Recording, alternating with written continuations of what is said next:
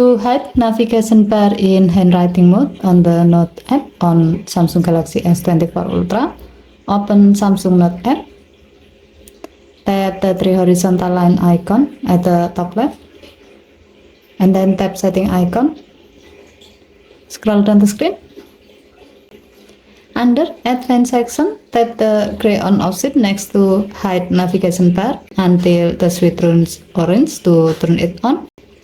To see the result, tap the back key. Open one of your notes and then remove your S Pen. As you can see, while you are in handwriting mode, your phone will hide the navigation bar. To show up the navigation bar, swipe in from the edge of the screen like this. Okay, thank you for watching. Please help to like and subscribe. Have a nice day.